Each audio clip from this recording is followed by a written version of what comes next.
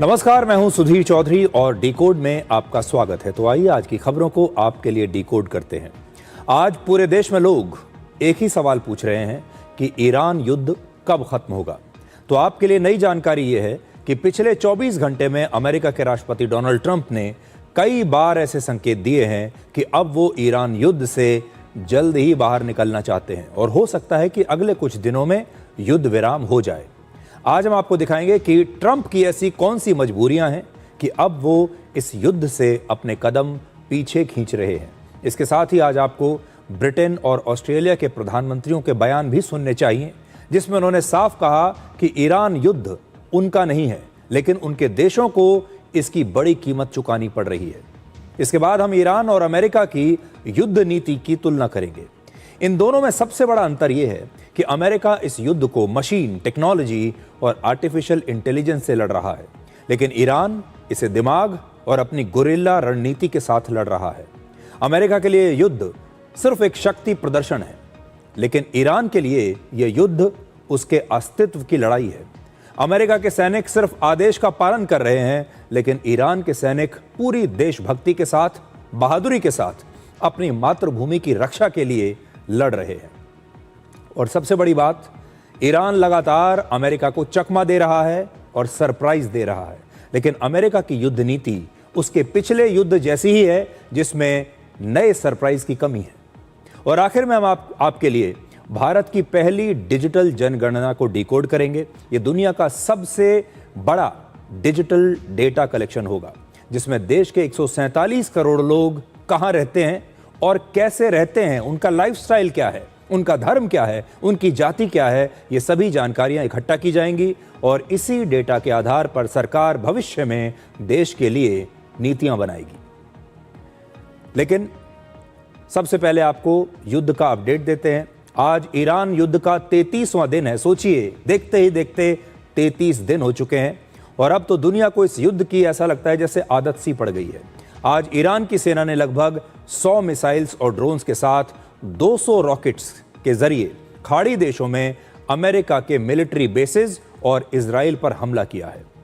इस हमले में बहरीन और कुवैत में अमेरिका के सैन्य ठिकानों पर भी हमले किए गए। ईरान ने सिर्फ 1 घंटे के अंदर इजराइल पर 3 बार मिसाइल से हमला किया और यह इजराइल पर ईरान का अब तक का सबसे बड़ा मिसाइल हमला है।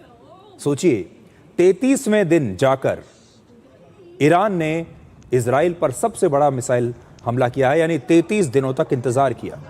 लेकिन इजराइल की सेना के मुताबिक उनके एयर डिफेंस सिस्टम ने ईरान की ज्यादातर मिसाइल्स को हवा में ही नष्ट कर दिया और सिर्फ उन्हीं मिसाइल्स को जमीन पर गिरने दिया जिससे कोई नुकसान नहीं हो रहा था।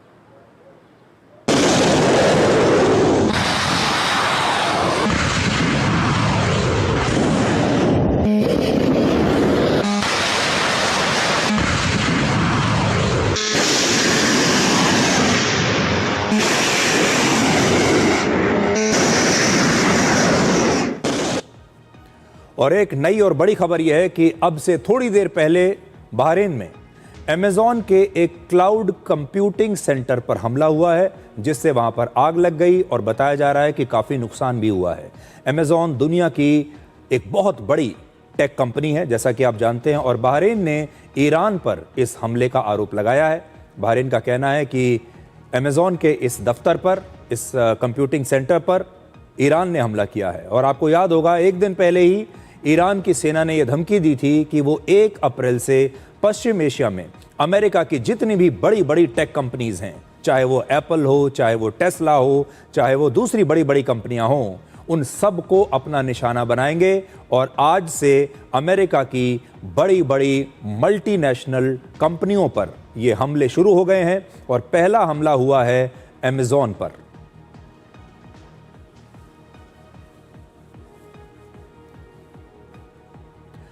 आज ईरान ने कुवैत के एयरपोर्ट पर भी एक ड्रोन हमला किया है और इस हमले से वहां पर मौजूद फ्यूल टैंक्स में आग लग गई। उसकी तस्वीरें भी हमारे पास आ गई हैं।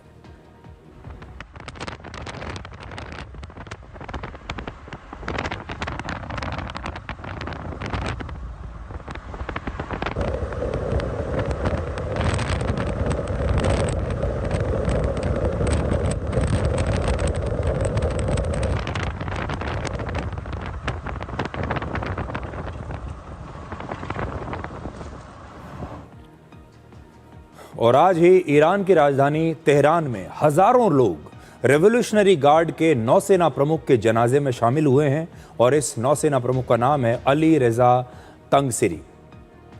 26 मार्च को इजराइल की एक एयर स्ट्राइक में इनकी मौत हो गई थी और हॉर्मुज का रास्ता बंद करने की रणनीति इसी नौसेना प्रमुख ने बनाई थी। और हॉर्मुज के मामले में ये जो नौसेना प्रमुख हैं ईरान के, ये काफ़ी ऑपरेशनल थे, काफ़ी इंस्ट्रूमेंटल थे और ये ईरान के लिए एक बहुत बड़ा झटका है। लेकिन आज उनकी मौत का मातम मनाने के लिए और इस जनाजे में शामिल होने के लिए ईरान में बड़ी संख्या में लोग आए हैं। आप भी देखिए।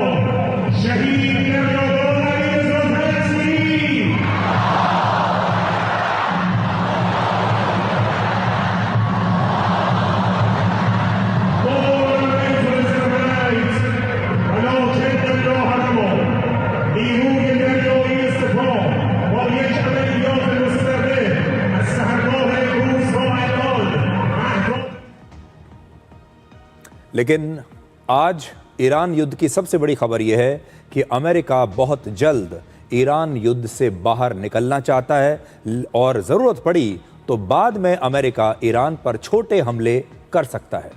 अमेरिका के राष्ट्रपति डोनाल्ड ट्रंप ने कहा है कि युद्ध रोकने के लिए ईरान के साथ कोई समझौता भी अब ज़रूरी नहीं है।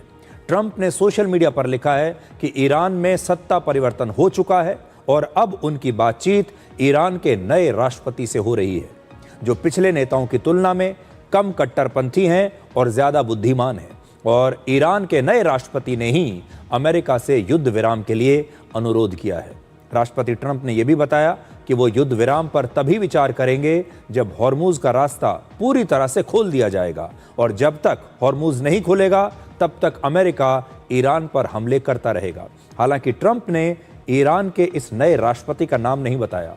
इसके जवाब में ईरान के विदेश मंत्री ने कहा है कि ईरान ने युद्ध विराम के लिए अमेरिका से कोई अनुरोध नहीं किया है और यह युद्ध तब तक नहीं रुकेगा जब तक हमला करने वालों को सज़ा न मिल जाए और ईरान को इस हमले का जो नुकसान हुआ है, इस हमले से उसका पूरा मुआवजा नहीं मिल जाता। ट्रंप पिछले 24 घंटों में कई बार ईरान युद्ध से बाहर निकलने की बात कह चुके हैं। इस प्रकार के संकेत लगातार राष्ट्रपति ट्रंप दे रहे हैं कि अब वो युद्ध विराम चाहते हैं और इस हमले से वो किसी भी तरह निकलना चाहते हैं। पहले उन्होंने कहा कि 2 से 3 हफ्तों में अमेरिका इस युद्ध से बाहर निकल सकता है और अब ट्रंप ने ज्यादा स्पष्टता के साथ इस युद्ध से जल्द ही बाहर निकलने की बात की है। बड़ी बात यह है कि अमेरिका जैसा शक्तिशाली देश अब युद्ध विराम की बात कर रहा है। अमेरिका दुनिया का सबसे ताकतवर देश है। अमेरिका की जो सेना है वो दुनिया में नंबर 1 पर आती है, जबकि ईरान सैन्य शक्ति के मामले में पूरी दुनिया में 16वें नंबर पर है। तो इस बात को आप समझिए कि ये जो युद्ध हो रहा है ये दुनिया की सबसे शक्तिशाली सेना और दुनिया की 16वें नंबर की सेना के बीच हो रहा है। आप ऐसे कह सकते हैं जब आप किसी मैच में 2 टीम खेलती है, 2 खिलाड़ी खेलते हैं, सोचिए एक खिलाड़ी नंबर 1 पर है और दूसरा नंबर 16 पर है। यहां भी ऐसा ही है। एक तरफ वो सेना है जो दुनिया की नंबर 1 सेना है, दूसरी तरफ दुनिया की नंबर 16वीं सेना है। और इसके बावजूद जो दुनिया की सबसे शक्तिशाली सेना है अब वो ये कहती है कि हम इस युद्ध से बाहर निकलना चाहते हैं और ईरान सीज फायर के बदले युद्ध जारी रखने की बात कर रहा है। ये भी देखिए कितनी बड़ी बात है। All I have to do is leave Iran, and we'll be doing that very soon, and they'll become tumbling down. And stock prices were up today almost to a record because they know 2 things. Number one, we have a safe detour because we had a madman named Khomeini who sadly is no longer with us. And we had regime change already. We've knocked out one regime, then we knocked out the second regime. Now we have a group of people that's very that are very different. They're much more reasonable. I think much less radicalized. We have had regime change. We're dealing with people that are much more rational. I would say that within 2 weeks, maybe 3. We're hitting them very hard. Last night we knocked out tremendous amounts of missile-making facilities, as you probably read or wrote. But if they come to the table, that'll be good. But it doesn't matter whether they come or not. We've set them back. तो राष्ट्रपति Trump अब कह रहे हैं कि वो Iran के नए राष्ट्रपति से बात कर रहे हैं, लेकिन ईरान का नया राष्ट्रपति है कौन, ये कोई नहीं जानता और ना ही ट्रंप उनका नाम बता रहे हैं। लेकिन वो जितने भी बयान उन्होंने पिछले 24 घंटे में दिए हैं, उससे एक बात बिल्कुल स्पष्ट है कि अब अमेरिका के राष्ट्रपति डोनाल्ड ट्रंप ईरान युद्ध से बाहर निकलना चाहते हैं और वो ये सोच रहे हैं कि कैसे अपनी इज्जत बचाते हुए वो इस युद्ध से बाहर निकले। अब आप 5 पॉइंट्स में समझिए कि राष्ट्रपति ट्रंप ने ईरान युद्ध से बाहर निकलने का ये जो फैसला है या जिस पर वो विचार कर रहे हैं, ऐसा क्यों हो रहा है। पहला, ईरान ने अमेरिका के लगातार हमलों के बावजूद सरेंडर नहीं किया। ना तो ईरान हारा और ना ही ईरान झुका। इससे ये युद्ध लंबा होता चला गया और बहुत महंगा बन गया और अमेरिका के लिए स्पष्ट जीत हासिल करना मुश्किल हो गया। दूसरा, इस युद्ध के कारण अमेरिका सहित दुनिया के 85 देशों में पेट्रोल और डीजल के दाम बढ़ गए और आज कच्चे तेल की कीमत $104 प्रति बैरल है, जो इस युद्ध से पहले लगभग $72 प्रति बैरल हुआ करती थी। यानी इस युद्ध की जो आग है जो पूरी दुनिया में फैल रही है, जो देश इस युद्ध में शामिल नहीं हैं उनकी अर्थव्यवस्थाएं भी बर्बाद हो रही हैं और एक प्रकार से आप कह सकते हैं कि पूरी दुनिया इस समय अमेरिका से अंदर ही अंदर नाराज है, क्योंकि उसकी वजह से हर देश की अर्थव्यवस्था बिगड़ रही है, हर देश में तेल की कमी हो रही है, महंगाई आ रही है। तीसरा, अमेरिकी सेना ने हजारों एयर स्ट्राइक्स की, ईरान की नेवी को खत्म करने के दावे किए। यह भी कहा कि ईरान की एयरफोर्स भी अब बची नहीं है, लेकिन आज भी हॉर्मुज पर ईरान का ही कंट्रोल है, ईरान का ही नियंत्रण है। इस नियंत्रण को अमेरिका इतनी ताकत, इतने हथियारों के बावजूद खत्म नहीं कर पाया। चौथा, अंतर्राष्ट्रीय न्यूज एजेंसी रॉयटर्स के मुताबिक उन्होंने जो लेटेस्ट सर्वे किया अमेरिका में, उसके मुताबिक अमेरिका के 66% लोग अब इस युद्ध के खिलाफ हैं और वो चाहते हैं कि अमेरिका जल्द से जल्द इस युद्ध से बाहर निकल जाए। यानी इस युद्ध की वजह से अमेरिका की घरेलू राजनीति में ट्रंप का बहुत नुकसान हो रहा है और उनकी लोकप्रियता लगातार घट रही है। और पांचवी बात, नेटो और यूरोपीय देशों ने अमेरिका का समर्थन नहीं किया, यानी अमेरिका इस युद्ध में बिल्कुल अकेला पड़ गया। और आज ऑस्ट्रेलिया के प्रधानमंत्री ने और खास तौर पर ब्रिटेन के प्रधानमंत्री ने बहुत बड़े बयान दिए हैं जो कि राष्ट्रपति ट्रंप को पसंद नहीं आएंगे। उन्होंने क्या कहा है वो मैं आपको आगे बताऊंगा, लेकिन ये 5 कारण हैं जिसकी वजह से अब ट्रंप ये सोचते हैं कि किसी तरह अपना सम्मान बनाए रखते हुए वो इस युद्ध से बाहर निकल जाएं, जो ईरान की एक बहुत बड़ी जीत मानी जाएगी। राष्ट्रपति ट्रंप ने कहा है कि अब अमेरिका नेटो से भी अलग हो सकता है, क्योंकि जरूरत पड़ने के समय, अमेरिका के मुसीबत के समय नेटो के देशों ने अमेरिका की कोई मदद नहीं की। ट्रंप ने नेटो की तुलना पेपर टाइगर यानी एक कागजी शेर से की थी कि ये सिर्फ कागज पर शेर है, और यह भी कहा कि यह बात रशिया के राष्ट्रपति व्लादिमीर पुतिन भी जानते हैं। आज नेटो के एक सदस्य देश ब्रिटेन के प्रधानमंत्री केयर स्टारमर ने कहा है कि ईरान युद्ध उनके देश का युद्ध नहीं है और ब्रिटेन इस युद्ध में शामिल नहीं होगा। ब्रिटेन के प्रधानमंत्री ने आज अपने देश के लोगों को संबोधित किया और कहा कि इसी हफ्ते लंदन में हॉर्मुज शिखर सम्मेलन आयोजित किया जाएगा। ब्रिटेन, जर्मनी, फ्रांस और जापान सहित दुनिया के 35 देशों ने हॉर्मुज का रास्ता खोलने और समुद्री सुरक्षा के लिए एक संयुक्त घोषणा पत्र पर भी हस्ताक्षर किए हैं। This is not our war. We will not be drawn into the conflict. That is not in our national interest. And the most effective way we can support the cost of living in Britain is to push for de-escalation in the Middle East and a reopening of the Strait of Hormuz, which is such a vital route for energy. तो देखिए, ये America के लिए एक बुरी खबर है। America के जो सहयोगी देश हैं, नेटो के जो देश हैं, जैसे ब्रिटेन के प्रधानमंत्री ने साफ कह दिया कि ये युद्ध हमारा नहीं है और हम इसमें शामिल भी नहीं होंगे। और अब आप देखिए, दुनिया के बड़े बड़े देश अब अलग से हॉर्मुज़ को खोलने के लिए कोशिश कर रहे हैं और वो ये कह रहे हैं कि हम सारे देश हॉर्मुज़ को लेकर एक घोषणा पत्र बना रहे हैं जिस पर हम हस्ताक्षर कर रहे हैं। और अब ये सारे देश अमेरिका से अलग एक कोशिश कर रहे हैं कि वो अपने दम पर हॉर्मुज़ को खुलवा लें। ये एक सुपर पावर के तौर पर अमेरिका की छवि को बहुत नुकसान पहुंचाएगा। अमेरिका अपने दम पर हॉर्मुज़ को नहीं खुलवा पाया, अमेरिका अपने दम पर ईरान को हॉर्मुज़ से नहीं हटा पाया। और अब नेटो के जो बाकी के देश हैं वो ये कहते हैं कि आपकी वजह से हम नुकसान क्यों भुगतें। इसलिए ये सारे देश मिलकर अब अलग से कोशिश करेंगे, ईरान से बात करेंगे और कहेंगे कि आप हमारे लिए हॉर्मुज़ को खोल दीजिए। और अगर ये किसी समझौते पर आ गए तो फिर ये अमेरिका के लिए, उसकी छवि के लिए एक बुरी खबर होगी। आज का दिन जब हम युद्ध विराम की बात कर रहे हैं और हम इस बात का विश्लेषण कर रहे हैं कि आखिर अमेरिका अब इस युद्ध से बाहर क्यों निकलना चाहता है, ये समझने के लिए आज आपको ईरान और अमेरिका की युद्ध नीति की तुलना जरूर करनी चाहिए कि इस युद्ध में ईरान कैसे लड़ा और इस युद्ध में अमेरिका कैसे लड़ा, और दोनों की जो रणनीति थी, युद्ध नीति थी, उसमें क्या बड़े अंतर हैं। तो देखिए, इन दोनों में सबसे बड़ा अंतर यह है कि अमेरिका इस युद्ध को मशीन, टेक्नोलॉजी और आर्टिफिशियल इंटेलिजेंस से लड़ रहा है, लेकिन ईरान इसे अपने दिमाग और गुरिल्ला रणनीति और सरप्राइज फैक्टर के साथ लड़ रहा है। अमेरिका के लिए यह युद्ध एक सुपर पावर के तौर पर महज एक शक्ति प्रदर्शन है, लेकिन ईरान के लिए यह युद्ध अस्तित्व की लड़ाई है। अमेरिका के सैनिक सिर्फ अपने आदेश का पालन कर रहे हैं, लेकिन ईरान के सैनिक अपनी देशभक्ति के साथ, अपनी मातृभूमि की बहादुरी के साथ लड़ते हुए रक्षा कर रहे हैं। इस युद्ध में ईरान ने अपनी रणनीति से अमेरिका को पहले युद्ध विराम और अब इस युद्ध से निकलने पर एक प्रकार से मजबूर कर दिया। और आज पूरी दुनिया ईरान से युद्ध लड़ने की रणनीति सीख सकती है, जिसमें अमेरिका जैसा सुपर पावर भी उलझ कर रह गया।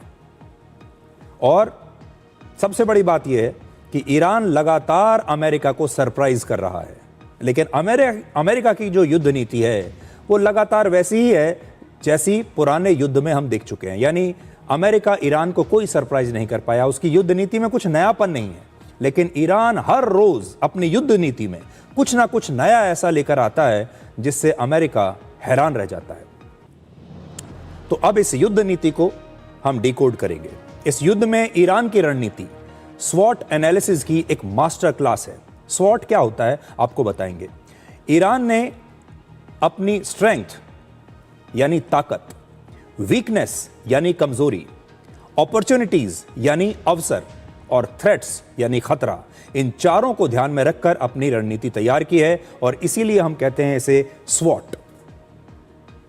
इस युद्ध में ईरान ने अपने सरप्राइज फैक्टर, सर्वाइवल इंस्टिंक्ट और बहादुरी से अमेरिका जैसे शक्तिशाली देश को युद्ध विराम करने के लिए मजबूर कर दिया।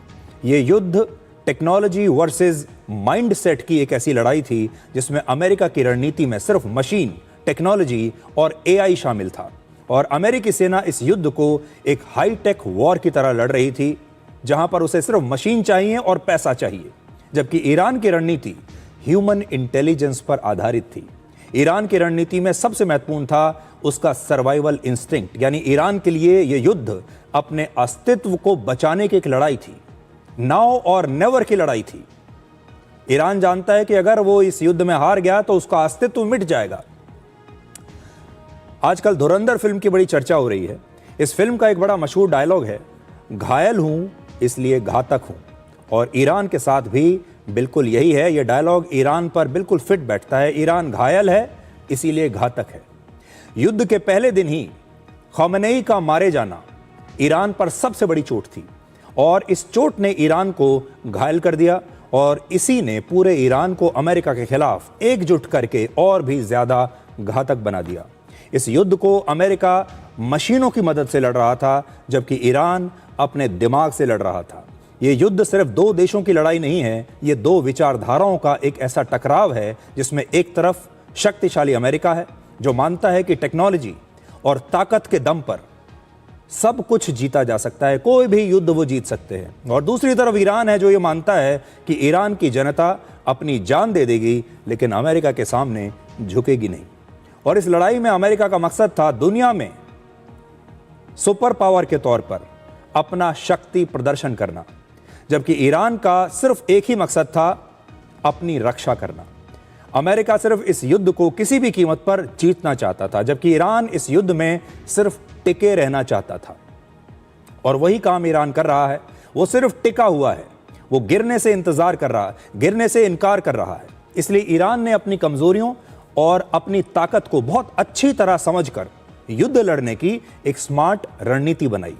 ईरान ने अपनी कमजोरियों को छिपाने की बजाय उन्हें ही अपनी ताकत बनाया। पारंपरिक सैन्य ताकत में पीछे होने के बावजूद ईरान ने गुरिल्ला रणनीति, प्रॉक्सी नेटवर्क और मनोवैज्ञानिक युद्ध का सहारा लिया। आप सोचिए, एक तरफ दुनिया की नंबर 1 सेना है और दूसरी तरफ दुनिया की नंबर 16 की सेना है।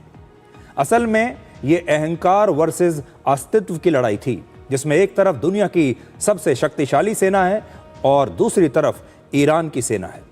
लेकिन इसके बाद भी ईरान 1 महीने से ज्यादा समय तक इस युद्ध में न सिर्फ टिका रहा, बल्कि खाड़ी के देशों और इजराइल पर लगातार हमले करके यह भी बताता रहा कि उसकी ताकत को समझने में अमेरिका से बहुत बड़ी गलती हुई है। किसी भी युद्ध का सबसे खतरनाक हथियार होता है उसका सरप्राइज फैक्टर। युद्ध सिर्फ ताकत का खेल नहीं होता, बल्कि दुश्मन को चौंकाने की कला भी कई बार हार और जीत तय करती है। लेकिन इस युद्ध को अमेरिका नहीं बल्कि ईरान के सरप्राइज फैक्टर्स के लिए याद किया जाएगा। युद्ध के पहले ही supreme leader Ayatollah Ali Khamenei को मार दिया गया, जो इस युद्ध में अमेरिका का पहला और आखिरी सरप्राइज था। लेकिन इसके बाद ईरान ने अपनी रणनीति, अपने हथियार और अपने इरादों से लगातार अमेरिका और पूरी दुनिया को चौंकाया है और लगातार चौंका रहा है, एक के बाद एक सरप्राइज। इस युद्ध में ईरान का सबसे बड़ा सरप्राइज था स्ट्रेट ऑफ हॉर्मुज को बंद कर देना। यह ईरान का एक ऐसा सरप्राइज था जिसकी अमेरिका के साथ साथ दुनिया में किसी ने भी कल्पना नहीं की थी। इस युद्ध में ईरान के पास परमाणु हथियार नहीं था, इसलिए उसने हॉर्मुज को ही अपना सबसे बड़ा हथियार बना लिया। युद्ध से पहले हॉर्मुज के रास्ते से पूरी दुनिया का लगभग 20% कच्चा तेल और 20% गैस यहीं से गुजरती थी। यानी ये दुनिया की सबसे महत्वपूर्ण एनर्जी लाइफलाइन है। और इस रास्ते के बंद होते ही दुनिया के बड़े बड़े देशों की अर्थव्यवस्था हिल गई। बड़े बड़े देशों में, दुनिया भर में तेल के दाम बढ़ गए, महंगाई आ गई। इस रास्ते में समुद्री जहाजों पर लगभग 20 हमले हुए और ईरान का सबसे बड़ा हथियार था हमले का डर, जिसकी वजह से शिपिंग कंपनीज ने खुद ही इस रास्ते का प्रयोग करना बंद कर दिया। युद्ध से पहले हॉर्मुज के रास्ते से हर दिन लगभग 140 ऑयल और गैस टैंकर्स या समुद्री जहाज यहां से गुजरते थे। लेकिन पिछले 33 दिनों में यह ट्रैफिक लगभग 95% गिरकर लगभग 5 से 6 समुद्री जहाज प्रतिदिन हो चुका है। और इसीलिए मार्च के महीने में कुल मिलाकर लगभग 140 समुद्री जहाज़ों ने इस रास्ते का इस्तेमाल किया। यानी हर दिन जितना ट्रैफिक गुजरता था, पूरे महीने में लगभग उतने ही जहाज़ों को रास्ता मिला। पूरी दुनिया हर दिन लगभग 10 करोड़ बैरल तेल का इस्तेमाल करती है और हॉर्मुज का रास्ता बंद होने से प्रतिदिन लगभग 1.5 करोड़ बैरल तेल की कमी हो गई।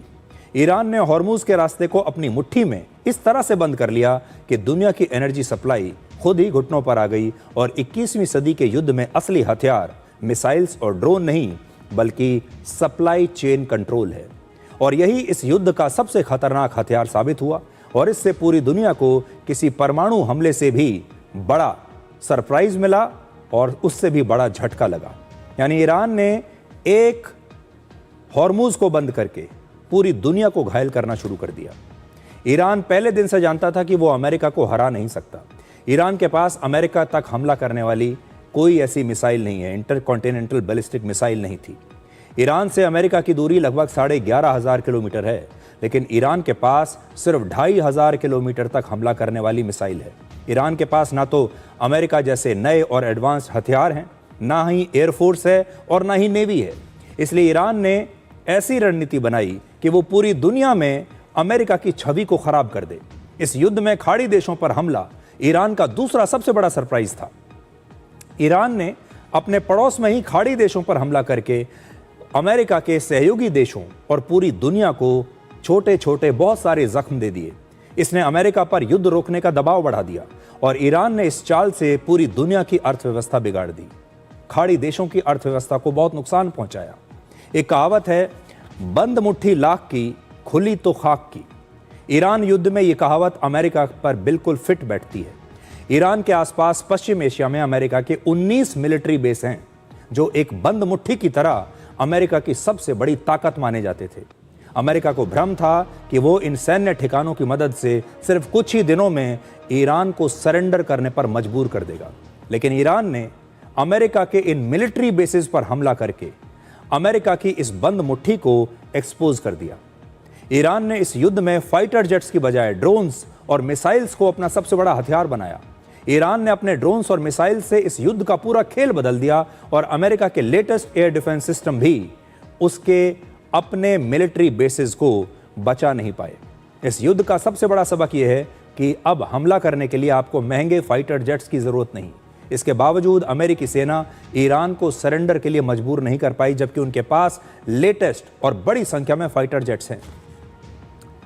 ईरान ने इस युद्ध में अमेरिका के उन महंगे हथियारों को भी एक्सपोज किया जिन्हें अब तक दुनिया के सबसे लेटेस्ट और शक्तिशाली हथियार माना जाता था। ईरान ने अमेरिका के स्टेल्थ फाइटर जेट F-35 पर हमले का दावा किया, यानी अमेरिका के हथियार बहुत महंगे हैं। ये डेमो वीडियोस और आंकड़ों में तो बहुत ताकतवर लगते हैं, प्रभावशाली लगते हैं, लेकिन जब असली युद्ध होता है तो ये ईरान के आउटडेटेड हथियारों को पूरी तरह से नष्ट नहीं कर पाए। ये पूरी दुनिया ने देख लिया। किसी भी युद्ध में सबसे जरूरी होता है उसका मकसद। युद्ध के शुरू होने से पहले ईरान का कोई मकसद नहीं था, क्योंकि यह युद्ध उन्होंने शुरू नहीं किया और उस पर अमेरिका और इजराइल ने पहले हमला किया। यह सिर्फ ईरान पर हमला नहीं था, बल्कि ईरान की लगभग 9 करोड़ जनता पर हमला था, उनकी देशभक्ति और स्वाभिमान पर हमला था और उनके अस्तित्व पर संकट था। युद्ध के पहले ही दिन ईरान के सुप्रीम लीडर खामेनेई का मारा जाना ईरान के लोगों के लिए उनकी धार्मिक व्यवस्था पर एक हमला था और इस हमले ने पूरे ईरान को युद्ध का सबसे बड़ा मकसद दे दिया और वो था अपना अस्तित्व बचाना, अपने धर्म के लिए लड़ना और किसी भी हाल में अब सरेंडर ना करना। ईरान के लोगों के लिए ये सिर्फ एक युद्ध नहीं बल्कि एक धर्म युद्ध बन गया। ईरान दुनिया का सबसे बड़ा शिया बाहुल देश है, इसलिए उनके लिए यह युद्ध इस्लाम और शिया परंपराओं को बचाने की लड़ाई है। शिया परंपरा में कुर्बानी और शहादत का बहुत महत्व है और देश के लिए जान देना सबसे बड़ा बलिदान माना जाता है। इसकी वजह से इस युद्ध को एक धार्मिक अर्थ भी मिल गया, ये एक धर्म युद्ध भी बन गया और ईरान के सैनिकों में ये भावना है कि वो सिर्फ ईरान की रक्षा के लिए युद्ध नहीं कर रहे, बल्कि वो अपनी धार्मिक पहचान और अपनी परंपराओं की लड़ाई लड़ रहे हैं। इसलिए आज ईरान का हर सैनिक अपने देश और अपने धर्म को बचाने के लिए लड़ रहा है और मरने के लिए तैयार है। इसलिए उनमें बहादुरी दिखाई देती है और देशभक्ति का जज्बा दिखाई देता है। लेकिन अमेरिका के सैनिकों में इस तरह के जज्बे की कमी है, क्योंकि अमेरिका के सैनिकों को यह बात पता ही नहीं है कि आखिर उनके इस युद्ध का मकसद क्या है और उन्हें इस युद्ध से हासिल क्या करना है, ये अमेरिका के सैनिक नहीं जानते। वो सिर्फ आदेश का पालन कर रहे हैं। अमेरिका के सैनिक एक मशीन की तरह हैं जो इस युद्ध में सिर्फ आदेश का पालन कर रहे हैं और जो लक्ष्य उन्हें बताया जा रहा है उस पर हमला कर रहे हैं। उनके लिए ये युद्ध एक सैन्य ऑपरेशन से ज्यादा कुछ नहीं, जबकि ईरान के सैनिकों के लिए ये उनके जीवन की सबसे बड़ी लड़ाई है और इसीलिए आपको ये अंतर दिखाई देता है। इस युद्ध ने ईरान के लोगों को एकजुट कर दिया और अमेरिका के लोगों में बंटवारा कर दिया। 1 महीने पहले तक ईरान के लोग अपनी ही सरकार के विरोध में बड़ी बड़ी रैलियां निकाल रहे थे, सड़कों पर विरोध प्रदर्शन कर रहे थे, लेकिन अमेरिका के हमले ने ईरान की इसी जनता को एकजुट कर दिया। अब ईरान में अमेरिका के खिलाफ विरोध प्रदर्शन हो रहे हैं और इस हमले के बाद ट्रंप का अमेरिका में विरोध हो रहा है। 28 मार्च को अमेरिका के सभी 50 राज्यों में एक साथ इतना बड़ा विरोध प्रदर्शन हुआ जिसमें लगभग 80 लाख लोगों ने हिस्सा लिया। इस युद्ध को लेकर पूरी दुनिया में नैरेटिव वॉर में भी अमेरिका हार गया। वो ये साबित करने में नाकाम रहा कि ईरान उसके लिए या फिर दुनिया के लिए एक बहुत बड़ा खतरा था, जबकि ईरान आत्मरक्षा के लिए लड़ रहा है और ईरान के साथ दुनिया की सहानुभूति इसलिए चली गई क्योंकि ईरान लगातार ये कहता रहा कि हमला हमने नहीं किया और हम सिर्फ अपनी आत्मरक्षा में हमले कर रहे हैं। अमेरिकी सेना का अब तक का इतिहास रहा है वियतनाम युद्ध, इराक युद्ध, अफगानिस्तान युद्ध और अब इसमें एक नया चैप्टर जुड़ गया है और वो है ईरान युद्ध का चैप्टर। वियतनाम, इराक और अफगानिस्तान की तरह यह युद्ध भी बिना किसी नतीजे के खत्म हो जाएगा, जहां पर अमेरिका स्पष्ट रूप से जीत नहीं पाएगा। इससे पहले भी नहीं जीत पाया और इस बार भी नहीं जीत पाएगा। आप अक्सर क्रिकेट का मैच देखते हैं। क्रिकेट की भाषा में कहें तो बाकी युद्धों की तरह ईरान युद्ध भी एक ड्रॉ में खत्म होगा। यानी ये अगर इसे आप एक मैच की तरह देखें तो ये एक ड्रॉ हो जाएगा ये मैच, और युद्ध का नतीजा ड्रॉ होने पर कमजोर टीम को ही हीरो माना जाता है। ये कमजोर टीम यानी ईरान की जीत है, क्योंकि अमेरिका मजबूत टीम होने के बाद भी ईरान को हरा नहीं पाया। यानी अमेरिका पर एक तरह से ईरान की एक मनोवैज्ञानिक जीत हुई। और जैसा मैंने आपको कहा, जब एक मजबूत टीम और एक कमजोर टीम खेलते हैं और तब भी मैच ड्रॉ हो जाए तो लोगों की जो प्रशंसा है वो कमजोर टीम को मिलती है। तो अगर आप इस युद्ध में दोनों सेनाओं को देखेंगे तो आपको ये अंतर साफ महसूस होगा। इस युद्ध में ईरान अपनी ऐसी नई मिसाइल से हमले कर रहा है जो अमेरिका और इजराइल के एयर डिफेंस सिस्टम्स को चकमा दे रही हैं।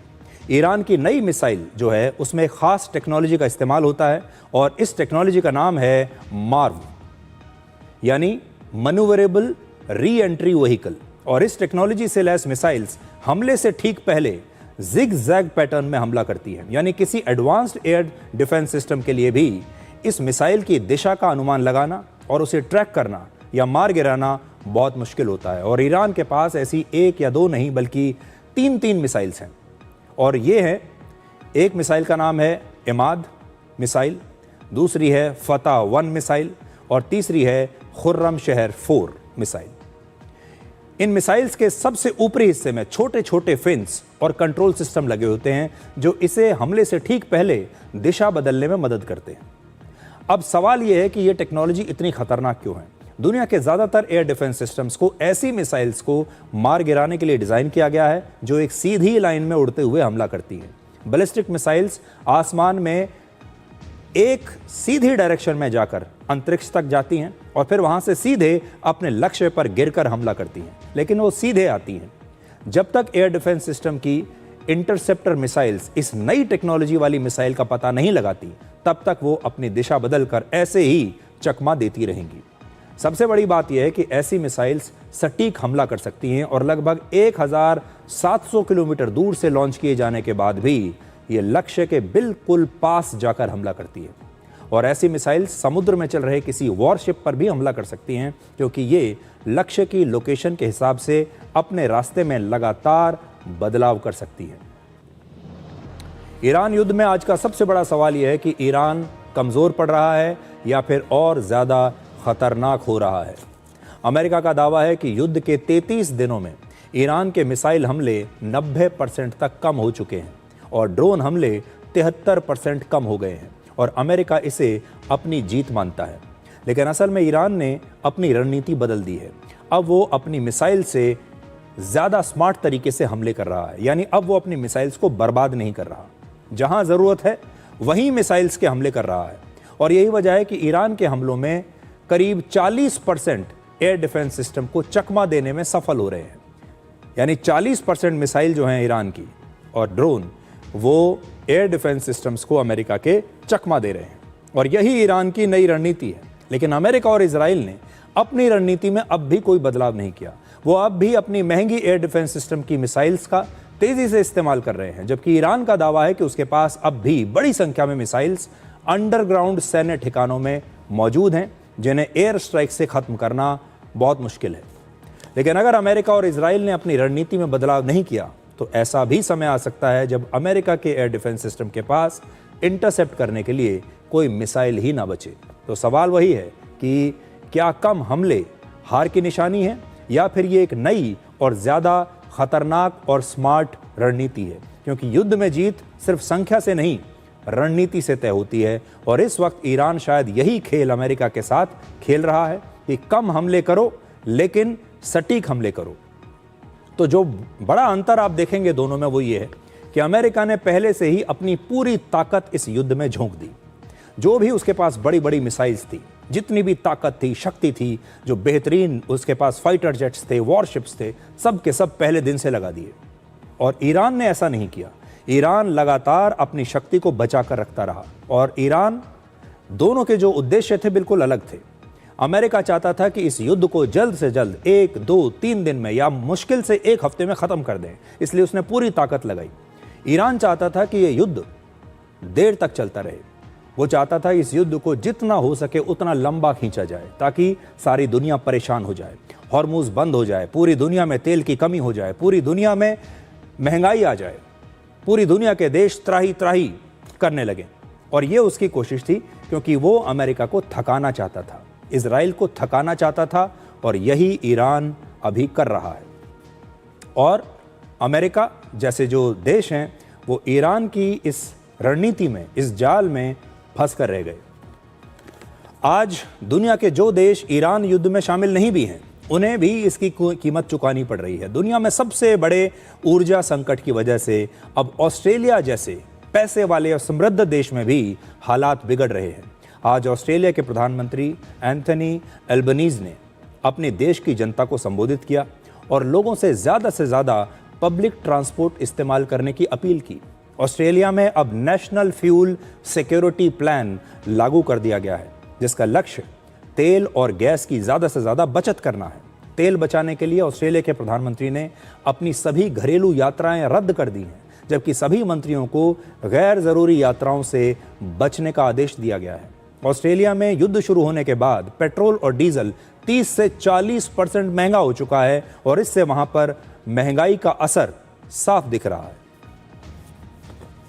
By nature, we're an optimistic country, but I understand that right now it's hard to be positive.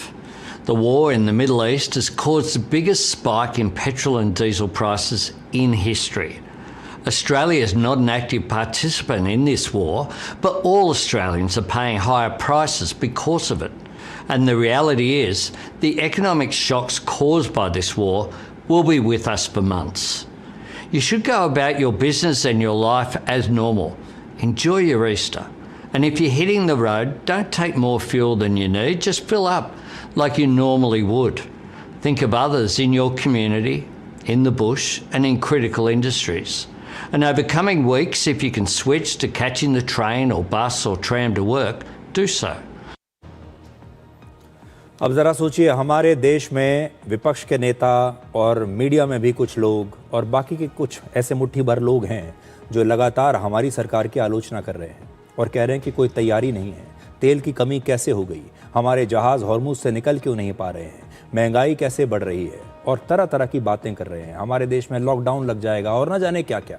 लेकिन आप सोचिए, ऑस्ट्रेलिया जैसा धनी विकसित देश, वहाँ के प्रधानमंत्री आते हैं, देश के नाम अपना एक संबोधन देते हैं और कहते हैं कि आप गैर ज़रूरी यात्राओं को कैंसिल कर दीजिए। वहाँ का प्रधानमंत्री अपनी सारी घरेलू यात्राओं को कैंसिल कर देता है, उनके सारे मंत्रियों की यात्राएं कैंसिल हो जाती हैं। वहाँ का प्रधानमंत्री लोगों से कहता है कि ज़रूरत से ज़्यादा ईंधन मत लीजिए क्योंकि ईंधन की कमी हो गई है, बाकी लोग जो हैं उन्हें भी ईंधन लेने दीजिए, और कहता है कि अपनी गाड़ियाँ बाहर मत निकालिए, ज़्यादा से ज़्यादा पब्लिक ट्रांसपोर्ट का इस्तेमाल कीजिए।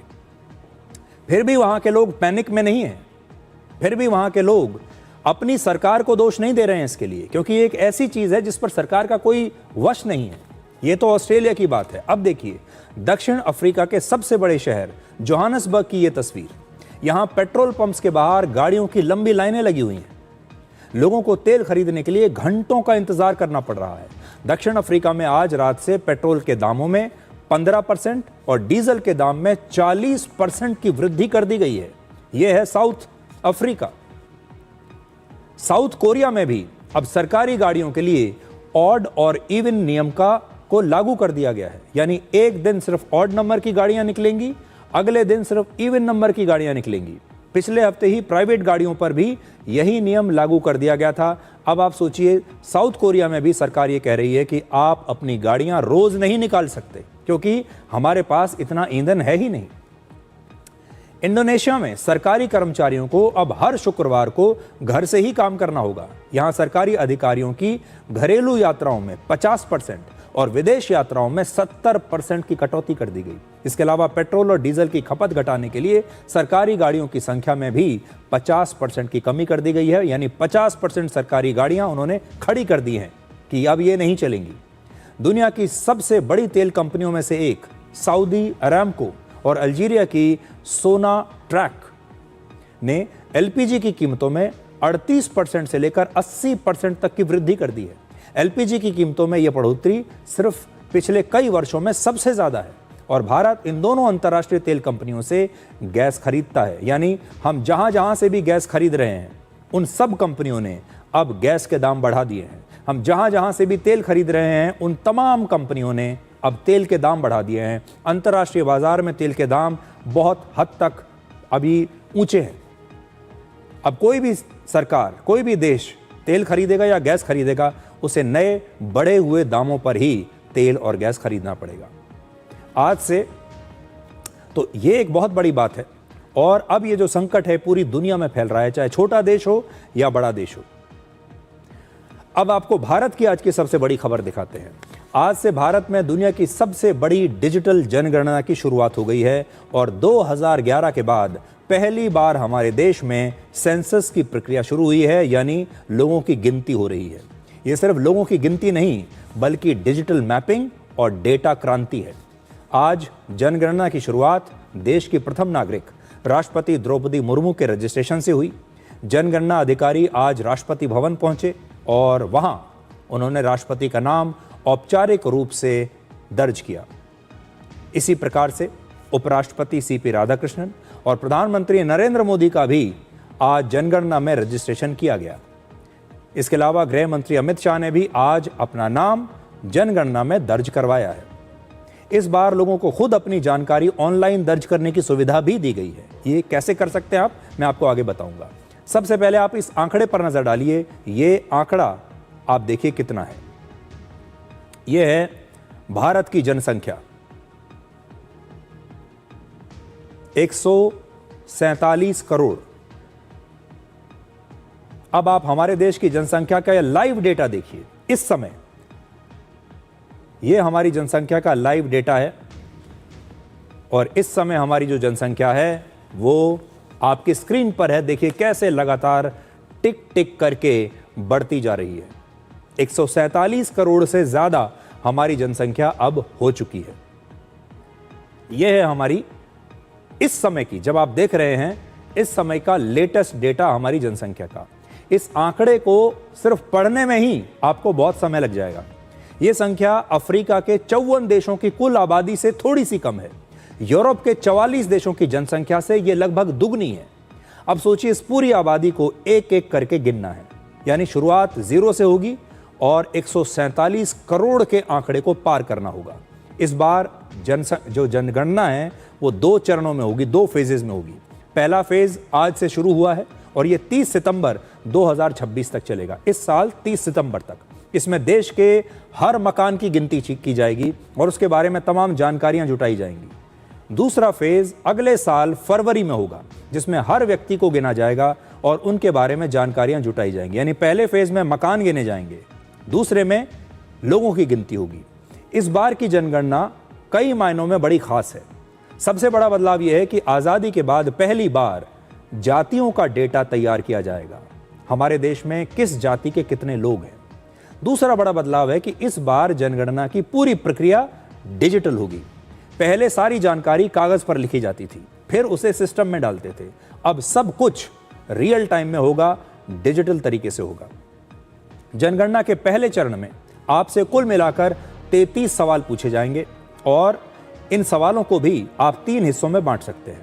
पहला, मकान के बारे में पूरी जानकारी। आप जिस घर में रहते हैं उसका नंबर क्या है, उसमें कितने कमरे हैं, घर किस मटेरियल का बना है, उसकी हालत कैसी है, छत पक्की है या कच्ची है, ये सारे सवाल आपसे पूछे जाएंगे। दूसरा, आपके परिवार से जुड़ी जानकारियां। घर का मुखिया कौन है, घर में कितने लोग रहते हैं, कितने लोग शादीशुदा हैं, क्या घर का मुखिया अनुसूचित जाति या जनजाति से है। पहले चरण में सिर्फ अनुसूचित जाति और जनजाति को लेकर ही सवाल पूछे जाएंगे, जबकि अगला फेज जब शुरू होगा तब उसमें तमाम जातियों को लेकर जानकारी ली जाएगी।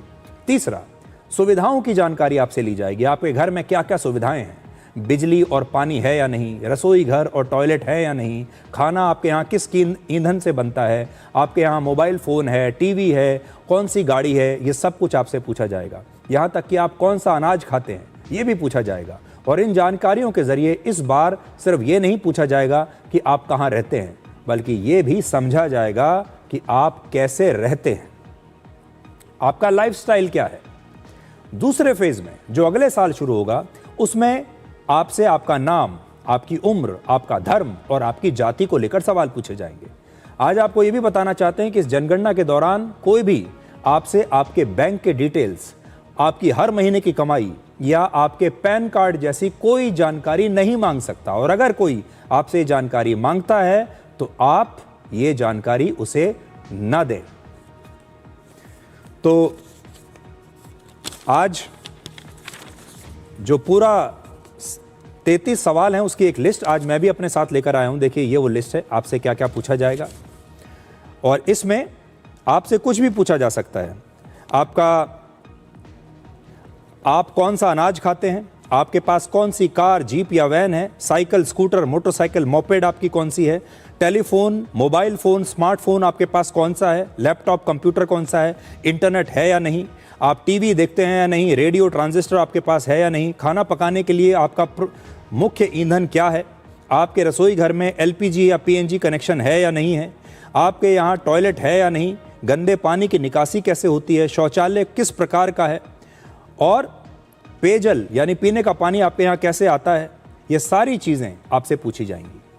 आज बड़ा सवाल यह है कि जनगणना क्या सिर्फ लोगों को गिनने की एक प्रक्रिया है या फिर ये एक ऐसा डेटा है जो किसी भी देश की किस्मत को तय करता है, उसकी भविष्य की नीतियों को तय करता है।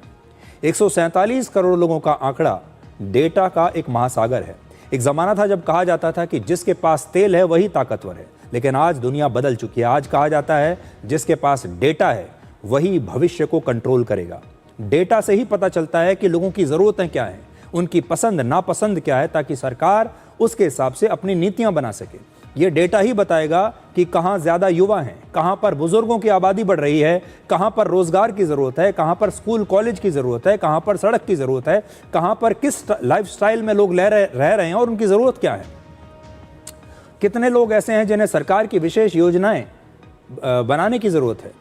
और प्रधानमंत्री मोदी के सत्ता में आने के बाद ये पहली बार इस प्रकार की जनगणना हो रही है। इसीलिए वर्ष 2047 में विकसित भारत के लक्ष्य को पूरा करने के लिए ये आंकड़े सबसे महत्वपूर्ण हैं। यानी ये जनगणना सिर्फ आज की नहीं बल्कि आने वाले दशकों की योजना को एक प्रारूप देगी। अब एक छोटा सा ब्रेक ले रहे हैं और ब्रेक के बाद आपको भारत में जनगणना का इतिहास बताएंगे।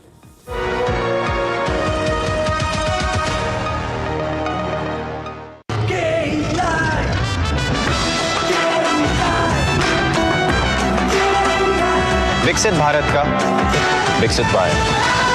भारत की सबसे बड़ी gold loan NBFC Muthoot finance से गोल्ड लोन लीजिए और फिर देखिए सोना क्या नहीं कर सकता। कॉल कीजिए 1-800-313-1212। हिंदुस्तान मिले हिंदुस्तान से। जय हो देश हो विदेश हो जेके हो। देश का टायर जेके टायर। घुटना, कंधा या कमर, चाहे जैसा हो दर्द, डॉक्टर ऑर्थो आपको देता है दर्द से पूरी आजादी। ये कोई टेम्पररी पेन किलर नहीं, आयुर्वेदिक औषधि है। क्या तनाव आपके मानसिक और शारीरिक स्वास्थ्य पर बुरा असर डाल रहा है और आप समय प्रबंधन नहीं कर पा रहे? तनाव प्रबंधन के लिए टेलीमानस के 14416 पर संपर्क करें। PIMR Indore joins India's elite universities, bringing global top 20 standards at a 32 years academic legacy. Learn to lead high quality education in management, commerce and law. Table के ऊपर जब भी खाते हैं दबा के ये भाई साहब सब पचा देते, पर दिक्कत तो उन्हें आती है जो टेबल के नीचे से खा। मुल्तानी पश्मीना, अपने हक का खाओ, सब कुछ पचाओ। हेलो, ये कॉल ट्राई से है। गैर कानूनी उपयोग के कारण आपका नंबर 2 घंटे में बंद हो जाएगा। अधिक जानकारी के लिए 1 दबाएं। ये संभावित फ्रॉड कॉल है। ट्राई कभी भी आपको ऐसे कॉल नहीं करता। फ्रॉड का शिकार मत बनो, और बचो। ऐसे फ्रॉड कॉल्स का इलाज है 1930 या साइबर क्राइम वेबसाइट या ट्राई DND ऐप के जरिए ऐसे कॉल्स को रिपोर्ट करो। याद रखो, कोई भी कॉल जो ट्राई के द्वारा नंबर बंद करने, टावर लगाने की परमिशन देने, डिजिटल गिरफ्तारी या बैंक अकाउंट की जांच करने की धमकी दे, वो फर्जी है। ट्राई ऐसा कॉल कभी नहीं करता। जालसाज हमेशा आपको फंसाने की कोशिश करेंगे, मगर सोचो, समझो, बचो और रिपोर्ट करो। क्या आप परेशानियों से घिरे हैं? मन भारी है और कोई रास्ता नजर नहीं आ रहा? याद रखें, समाधान आपके पास है। टेलीमानस के निःशुल्क नंबर 14416 पर कॉल करें। कहीं से भी, कभी भी, 24 घंटे यह सुविधा उपलब्ध है। यहाँ आपकी बात सुनी जाती है, समझी जाती है और आपको सही दिशा दी जाती है। आप अकेले नहीं हैं। मदद बस एक कॉल दूर है। PIMR Indore joins India's elite universities, bringing global top 20 standards at a 32 years academic legacy. Learn to lead high quality education in management, commerce and law. Bharat की सबसे बड़ी gold loan NBFC Muthoot finance से gold loan लीजिए और फिर देखिए सोना क्या नहीं कर सकता। कॉल कीजिए 1-800-313-1212।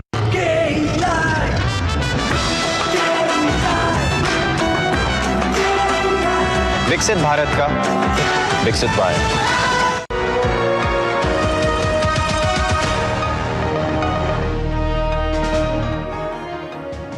ब्रेक से पहले जनगणना के बारे में बात कर रहे थे। इसकी शुरुआत हमारे देश में पहली बार वर्ष 1872 में अंग्रेज़ों के ज़माने में हुई थी। उस समय पूरे देश में एक साथ नहीं बल्कि अलग अलग समय पर डेटा इकट्ठा किया गया था। लेकिन फिर वर्ष 1881 से पूरे देश में संगठित तरीके से हर 10 साल में एक बार जनगणना होने लगी। लेकिन वर्ष 2021 में कोविड की वजह से ये टल गई थी और तब से लेकर अब तक हमारे देश में जनगणना नहीं हो पाई। समय के साथ जनगणना के सवाल बदलते रहे हैं। जैसे आज़ादी के बाद 1951 में जब पहली बार जनगणना हुई तो उसमें राष्ट्रीयता और ज़मीन का मालिकाना हक, इस प्रकार के सवाल पूछे गए। 70 के दशक में उसमें रोजगार और माइग्रेशन जैसे सवालों को शामिल किया गया। इस बार नागरिकों को एक नया विकल्प भी दिया जा रहा है जिसमें आप खुद अपनी जानकारी ऑनलाइन दे सकते हैं। इसके लिए आप स्क्रीन पर दिखाए गए इस लिंक पर लॉगिन कर सकते हैं। यहां आप खुद का रजिस्ट्रेशन करके इस जनगणना में खुद हिस्सा ले सकते हैं और आपका जो भी डेटा है आप यहां पर भर सकते हैं। ये लिंक आप नोट कर लीजिए या फिर इस समय स्क्रीन का आप स्क्रीनशॉट ले सकते हैं और आप खुद भी अपना पूरा डेटा इसमें भर सकते हैं और इस जनगणना में शामिल हो सकते हैं। अब जल्दी से नेपाल की बात करते हैं और आपको बताते हैं कि वहां के नए प्रधानमंत्री सिर्फ 35 साल के बालेंद्र शाह ने सत्ता में आते ही कैसे कुछ नए बदलाव किए हैं जिनकी चर्चा हो रही है। देखिए क्या नए बदलाव है। भ्रष्टाचार को खत्म करने के लिए 15 दिनों में कमेटी बनेगी जो बड़े बड़े नेताओं और अधिकारियों की संपत्ति की जांच करेगी। हर मंत्रालय को अपना काम पूरा करने के लिए एक डेडलाइन दी गई है। कोचिंग सेंटर्स को 15 दिनों में बंद करने का आदेश दिया गया है जिससे वो अपनी शिक्षा व्यवस्था को सुधारना चाहते हैं और कोचिंग सेंटर्स का जो बिजनेस चल रहा था, व्यापार चल रहा था, उसे उन्होंने अब बंद कर दिया है। शिक्षा को राजनीति से अलग करने के लिए उन्होंने यूनिवर्सिटीज में छात्र संगठनों पर रोक लगा दी है, छात्र राजनीति पर रोक लगा दी है और छात्र संगठनों को 60 दिनों में कैंपस खाली करने का आदेश दिया गया है क्योंकि इस बात को समझ गए थे कि वहाँ के जो छात्र हैं वो राजनीति में अपना बहुत समय बर्बाद कर रहे हैं और अब नई सरकार ये चाहती है कि स्कूलों में, कॉलेजों में, यूनिवर्सिटीज़ में सिर्फ पढ़ाई हो और राजनीति ना हो। शिक्षा में स्थानीय पहचान को बढ़ावा देने के लिए तमाम स्कूल और कॉलेजों के विदेशी नामों की जगह अब वहाँ पर नेपाली नाम रखे होंगे। जो अंग्रेजी नाम वहाँ पर चल रहे थे स्कूलों के और कॉलेजों के, उन सब को हटाकर अब वहाँ नाम बदलकर नेपाली में नाम रखे जाएंगे। हमारे देश में आप देखिए कितना लोग विरोध करते रहते हैं जब हम अपनी भाषा में किसी शहर का नाम बदलते हैं, किसी जगह का नाम बदल देते हैं। लेकिन नेपाल की सरकार ने आते ही तमाम अंग्रेजी के जो नाम हैं स्कूल कॉलेजों के, वो सब बंद करने का आदेश दिया है। हर नाम नेपाली में होगा। 5वीं क्लास तक अब वहां पर कोई परीक्षाएं नहीं होंगी बच्चों की। बालेंद्र शाह नेपाल के इतिहास में सबसे कम उम्र के प्रधानमंत्री हैं और उनकी कैबिनेट भी अभी तक की सबसे युवा कैबिनेट है और कैबिनेट की औसत उम्र है सिर्फ 38 साल। दिलचस्प बात यह है कि इस नेपाल सरकार में कई ऐसे मंत्री भी हैं जिनका भारत से बहुत पुराना रिश्ता रहा है। नेपाल की नई स्वास्थ्य मंत्री निशा मेहता ने दिल्ली के एम्स से नर्सिंग की पढ़ाई की है। प्रतिभा रावल जिन्होंने भारत में पत्रकारिता की पढ़ाई की है, अब वो भी नेपाल में एक मंत्री बन गई है। तो जब नई सरकार आती है कैसे नए नए बदलाव लेकर आती है, ये क्रांतिकारी बदलाव है। अब देखना ये होगा आगे चलकर कि इन बदलावों का नेपाल के समाज पर और देश पर कितना असर होगा, ये कितने असरदार होंगे और किस हद तक इन्हें लागू किया जाएगा। अब एक छोटा सा ब्रेक के बाद डिकोड जिंदगी में आपको दिखाएंगे आज का विचार।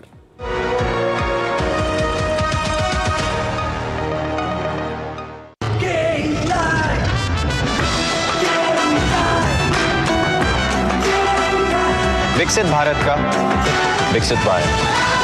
भारत की सबसे बड़ी gold loan NBFC Muthoot finance से गोल्ड लोन लीजिए और फिर देखिए सोना क्या नहीं कर सकता। कॉल कीजिए 1-800-313-1212। डॉक्टर ऑर्थो ऑयल के रेगुलर मसाज से जॉइंट हेल्थी रहते हैं और अगर प्रॉब्लम बहुत पुरानी है तो डॉक्टर ऑर्थो कैप्सूल्स साथ लेना ना भूलें। अब तक क्या आप परेशानियों से घिरे हैं? मन भारी है और कोई रास्ता नजर नहीं आ रहा? याद रखें, समाधान आपके पास है। टेलीमानस के निःशुल्क नंबर 14416 पर कॉल करें। कहीं से भी कभी भी 24 घंटे यह सुविधा उपलब्ध है। यहाँ आपकी बात सुनी जाती है, समझी जाती है और आपको सही दिशा दी जाती है। आप अकेले नहीं हैं, मदद बस एक कॉल दूर है। हेलो, ये कॉल ट्राई से है। गैर कानूनी उपयोग के कारण आपका नंबर 2 घंटे में बंद हो जाएगा। अधिक जानकारी के लिए 1 दबाएं। ये संभावित फ्रॉड कॉल है। ट्राई कभी भी आपको ऐसे कॉल नहीं करता। फ्रॉड का शिकार मत बनो और बचो। ऐसे फ्रॉड कॉल्स का इलाज है 1930 या साइबर क्राइम वेबसाइट या ट्राई डीएनडी ऐप के जरिए ऐसे कॉल्स को रिपोर्ट करो। याद रखो, कोई भी कॉल जो ट्राई के द्वारा नंबर बंद करने, टावर लगाने की परमिशन देने, डिजिटल गिरफ्तारी या बैंक अकाउंट की जांच करने की धमकी दे, वो फर्जी है। ट्राई ऐसा कॉल कभी नहीं करता। जालसाज हमेशा आपको फंसाने की कोशिश करेंगे, मगर सोचो, समझो, बचो और रिपोर्ट करो। गोल्डी मसाले के 100 ग्राम के स्पेशल पैक्स में फ्रेशनेस लॉक है। ऐसे गोल्डी मसाले जहां जाएं रिश्ते बनाएं।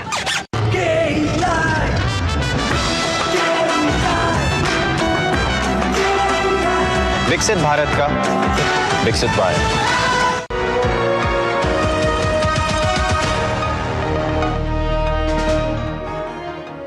तो आज के लिए डिकोड में इतना ही। अब आपसे हमारी अगली मुलाकात होगी कल रात 9 बजे। तब तक आप खुश रहिए, सुरक्षित रहिए, स्वस्थ रहिए और बहुत समय के बाद आपको यह आभास होगा कि जो बीता वो समय नहीं, जीवन था। इसलिए हर क्षण को पूरी उमंग से जिएं, क्योंकि ये दोबारा लौटकर नहीं आएगा।